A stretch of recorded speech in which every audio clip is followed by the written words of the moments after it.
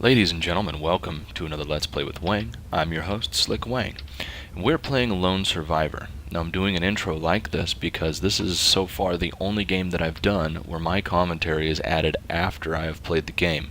Reason for this, the audio mix is just terrible, and this is the only way that I can figure out on how to make this video watchable. So I hope you guys enjoy. As always, like, comment, subscribe, all that great stuff. Thanks for watching. Those of you that watched our first video into this, you're going to wonder why we're starting over. Well, doing all the testing and stuff that I was trying to do to get the audio balance right, so I wasn't doing the after narration like I'm doing, there's really only one save file for this, so you have to basically wash your game out in order to start over. And yeah, we had some issues trying to do the game that we were doing, so basically we had to start over. So this is all going to seem fairly familiar to you, and even though I'm narrating after the fact, I am going to try and keep my narration to a minimum, because one thing that I've discovered, I've put about 40-50 minutes or so into this game so far, and I genuinely feel sucked in. Like I'm bummed out that I'm doing narration right now and not playing this game. The story and stuff, it's so intriguing to me that I wanna keep playing it. So if you guys are interested in this game, man, I would definitely say it was worth the, I don't know, $3-4 or whatever it was. Especially if you enjoyed the old Silent Hills like I did. That made this is like giving me total nostalgia. A lot of the sound effects remind me of it, and it's just, so far this has been a great game.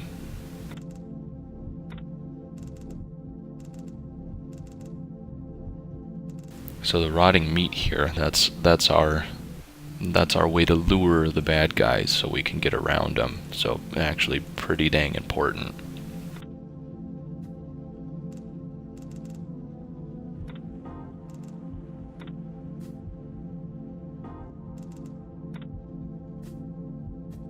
Now, as I'm playing here, you're gonna see me pick up a lot of notes that I'm not going to read, because in our first video we read some of them, and I kind of figured if you guys are watching this, you're not going to want to read the same text over. But if you're playing and you're not exactly following along, I would definitely recommend reading all those notes. They give you a lot of clues on how to play, how to survive better, all that fun stuff. Something I didn't realize is sleep is actually pretty dang important when it comes to this game. It's how you save, and you're gonna see why I wish that I slept more often.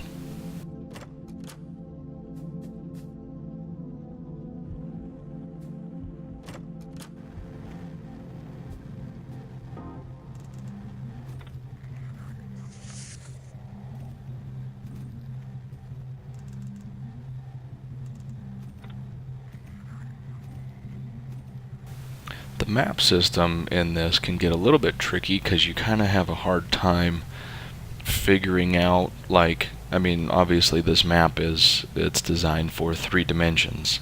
You know, you've got, you know, your left, right, and you know, your well, I guess, would that be 3 dimensions? I guess it would be. But it gets kind of tricky because you're working on a 2D platform. So you kind of have to realize which direction doors are facing and stuff like that to really figure it out. Now here, talking to Chuck, I'm guessing Chuck is in the window there? I don't know. I kept hitting this because it seemed like the words were different, so I thought maybe if I kept talking eventually I'd get something. Doesn't look that way.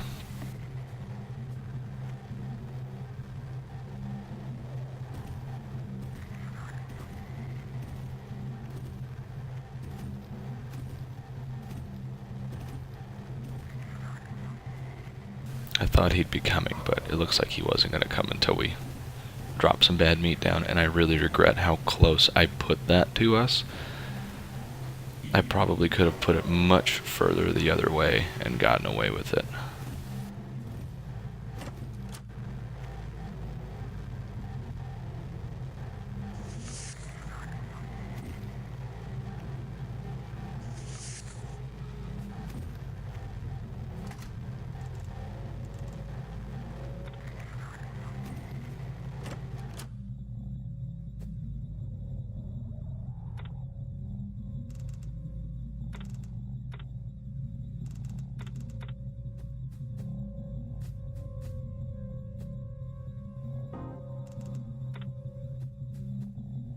So there's another note that I know that I already read, so I'm not reading it here on camera, just because our first video we did read it.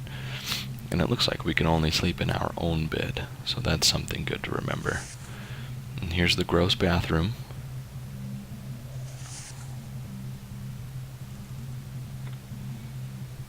This definitely reminded me of Silent Hill, just, these rooms that you go into that are just eerie and disgusting, and everything kind of holds a purpose. If it's not a room where it's going to progress your game along and give you access to new areas, it's definitely going to be a room that's going to set you up for some pretty bad feelings and setting the tone of the game.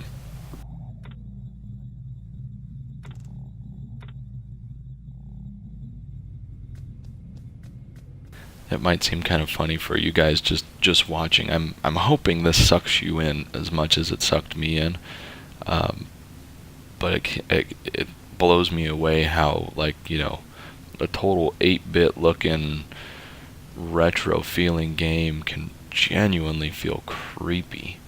I mean, like, there's a couple points while playing this where I was sweaty and had to kind of take a deep breath.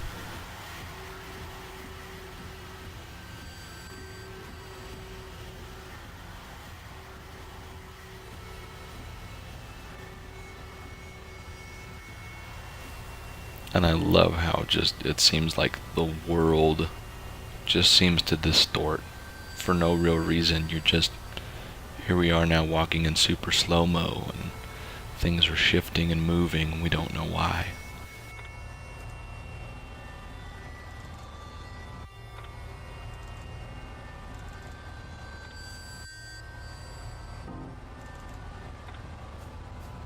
So we're getting food, which food is actually pretty important. You seem to lose energy and hunger, and get hungry like you would normally. Like, food isn't just a direct, oh, I need health, so I better eat kind of a thing, though I do think it needs that. But the game creator flat recommends, hey, yeah, that was a stupid choice. I was thinking maybe there was something I could do over there. But the game creator genuinely, he wants you to forget that it's a game. See, there I am yawning, so sleep is important. That's the game's way of telling you, hey, you should go sleep. Because it's recommending you go save your game. But you want to, they're recommending that you forget that it's a game, and forget that games have mechanics and stuff, and just get sucked in. And really, I think that's the best way to play just about any game.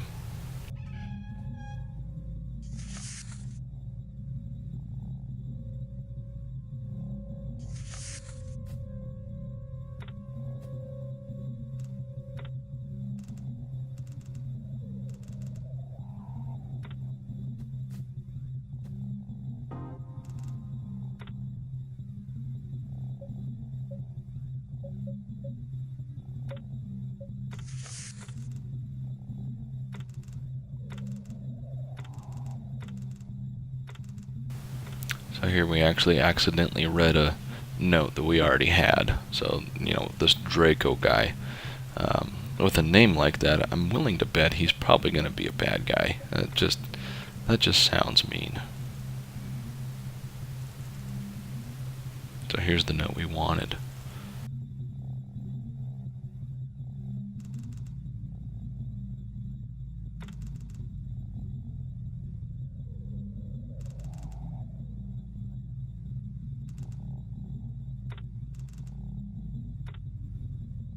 So this Draco guy seems a little bit twisted.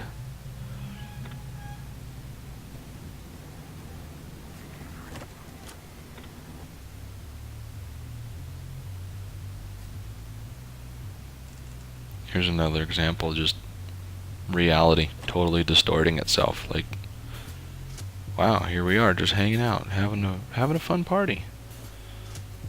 And I honestly feel like this creeped me out more than the gory bathroom.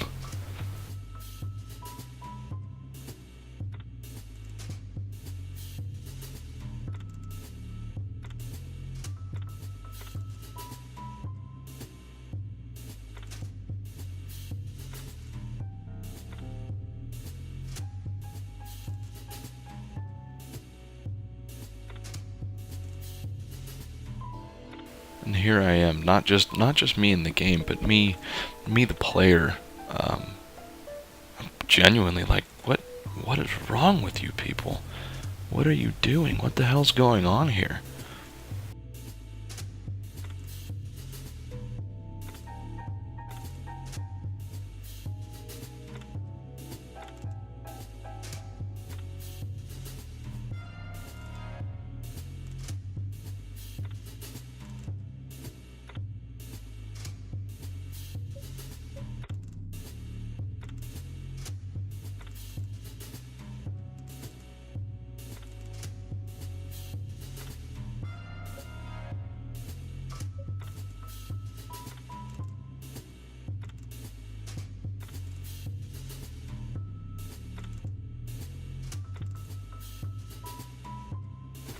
I realize the irony of what I'm saying there. Don't you realize there's bad things everywhere? Well, yeah, it's like always, there's always bad things everywhere. He's got a point. Definitely has a point. So here I remembered we picked up this cat doll. And I noticed that we could talk to it, which was pretty interesting. So I'm thinking maybe this is the doll?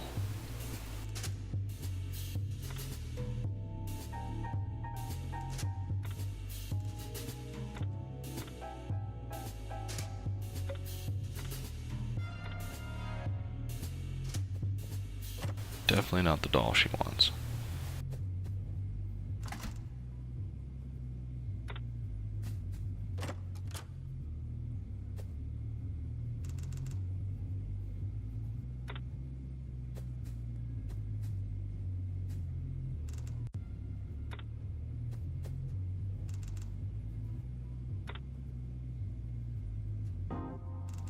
Bingo. Got us a doll. Doesn't seem to be all that much else going on in here.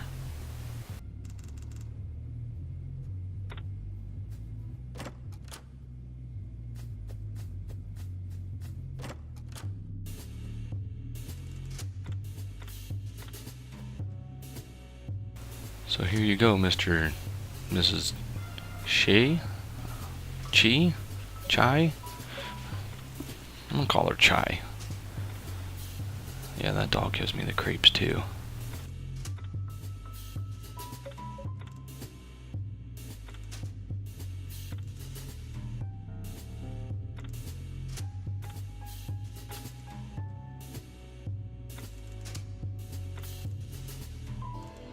Something very weird. Like, I kind of feel like maybe this is some past life stuff, like maybe we're reliving but we forgot what happened.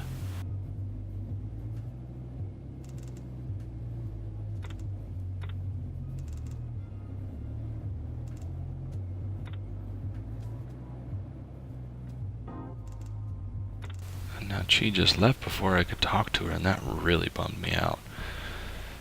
So we've got ourselves a gun, which looks to be a good thing, and we can point it up and down. So I think that's going to be important in the coming times.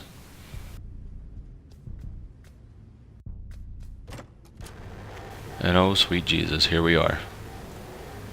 This party has gone way wrong. Or maybe this is how it really was. Trying to shoot him in the head. Go get shot in the head. Oh man.